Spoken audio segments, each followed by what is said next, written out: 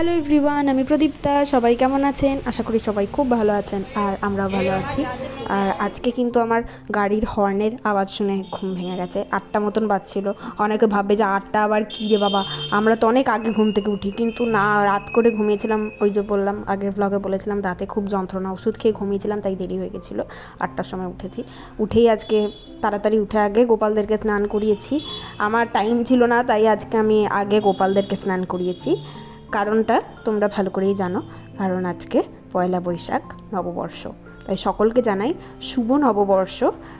নববর্ষের অনেক অনেক শুভেচ্ছা, বড়দের প্রণাম এবং ছোটদের অফুরন্ত ভালোবাসা। প্রথমেই আগে আমি এদেরকে স্নান করিয়ে শৃঙ্গার কমপ্লিট করিয়ে বসিয়ে দিয়েছি। আর সামনে যে দুটো পেস্ট্রি দেখতে পাচ্ছ, ঋষি অদৃশ এনে দিয়েছিল, পিওর এগলেস, আর খুব ভালো ছিল খেতে। এরপর আমরা বেরিয়ে পড়বো এক এক করে। মন্দিরে যেতে হবে পয়লা বৈশাখের, পুষ্পাঞ্জলি দেবো, পুজো দেবো, আরও অনেক কাজ আছে। সেই জন্য আমি আর মা আর গোপুকৃষ্ণা মন্দিরে চলে যাচ্ছি। বছরের কয়েকদিনই কিন্তু ওদেরকে নিয়ে বেরোনো হয়। এখন আমরা চলে যাচ্ছি আমাদের পাড়ার দুর্গা মন্দিরে।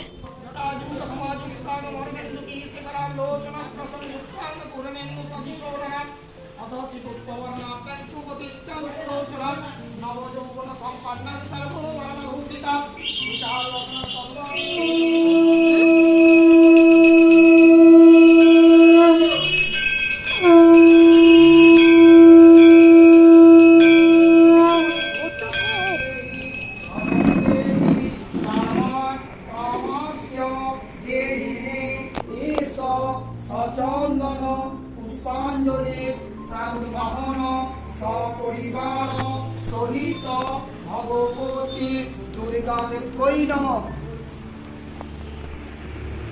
নমঃ সর্বমঙ্গলা মঙ্গলে শিবে সর্বার্থ সাধিকে শরণে ত্র্যম্বকে গৌরী নারায়ণী নমস্তুতে। সৃষ্টি স্থিতি বিনাশানা শক্তিভূতে সনাতনে গুণাশ্রয়ে গুণাময়ে নারায়ণী নমস্তুতে।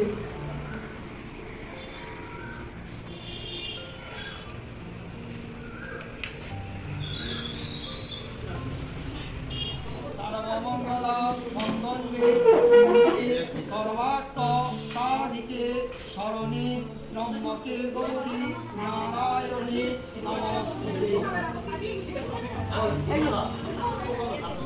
এই যে গোপু, মদন, কৃষ্ণা সব বসে আছে পাশাপাশি, আর পুষ্পাঞ্জলি দেওয়া হয়ে গেছে। এরপর আমরা টুকটুক করে বাড়ি চলে যাব।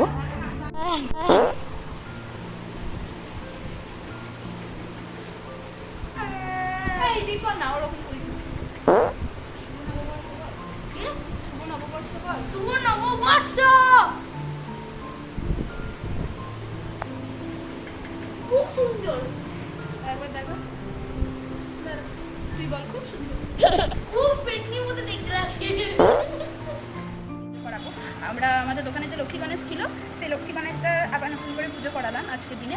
আর পুষ্পাঞ্জলিও দেওয়া হয়ে গেছে। আমি ভয় ছিলাম যে চা বিস্কুটকে কি পুষ্পাঞ্জলি দেওয়া যায়? বললো হ্যাঁ পুষ্পাঞ্জলি দেওয়া যায়, কোনো ব্যাপার না। তো পুষ্পাঞ্জলি হয়ে গেছে। এখন বাড়িতে এসে একটু হাওয়া খাচ্ছি, কারণ প্রচণ্ড ঘুমে গেছি। এরপর যাবো সোনারখালি বাড়িতে। আমি আর যাবো গণেশ। গোপালদের কাছে এখন বসে আছি, এই তো। আর আমাদের মদনও এখানেই বসে আছে, ওই যে মাঝখানে বসে আছে আমাদের মদন। একটু পরে আমরা বেরোবো, আবার তোমাদের সাথে দেখা হচ্ছে একটু পরে। কোথায় যাবে? ঠিক করে কথা বল, কথা বলতে হবে, ভালো লাগে। সারাদিন সোনাগাড়ি বেটে যাবো। সারাদিন কি খেয়েছিস? স্টিং, মাজা, কেক। স্টিং মাজা খেয়েও পুষ্পাঞ্জলি দেওয়া যাবে, পুষ্পাঞ্জলি দেয়নি স্টিং মাজা খেয়ে। আমি চা বিস্কুট খেয়ে পুষ্পাঞ্জলি দিই। যাই হোক, আমি তো বুঝতে পারবো না, আমার ভালো লাগে না। ও ভালো লাগে না কেন? সরস্বতী পুজো দিদি, আমরা দুর্গা পুজোতেও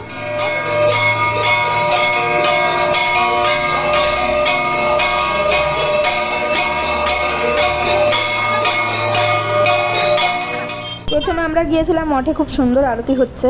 সে আরতি দেখে তারপর আমরা এখন হাঁটতে হাঁটতে চলে যাচ্ছি সোনারখালি বাড়ির দিকে। কোথায় যাচ্ছ?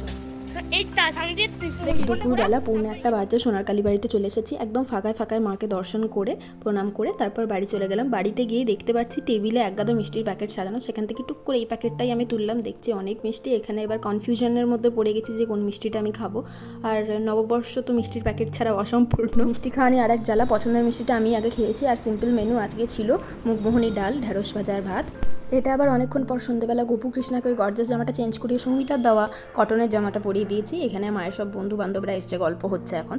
আর এই যে রাতের ডিনার নিয়ে বসে পড়েছি, কারণ ভিডিওটাও শেষ করতে হবে। আর সেরকম কোথাও যায়নি, ভিডিও ক্লিপও নেওয়া হয়নি। আজকে মেনুতে রয়েছে বাসন্তী পোলাও আর আচারি আলুর দম। এটা আমার রেসিপি, আমি যেদিন রান্নাটা করব তোমাদের সাথে শেয়ার করবো রেসিপিটা। আর কয়েকটা ফটো দিয়ে ভিডিওটাও তাহলে এখানেই শেষ করছি। ভিডিওটা কেমন লাগলো সেটা আমাকে অবশ্যই কমেন্ট করে জানিও। ভালো লাগলে একটা লাইক করে দিও। দেখা হচ্ছে খুব তাড়াতাড়ি পরের একটা ভিডিওতে। আর সকলকে আরেকবার আমার তরফ থেকে জানাই শুভ নববর্ষ, বড়দের প্রণাম এবং ছোটদের অফুরন্ত ভালোবাসা। আর ততক্ষণের জন্য টাটা।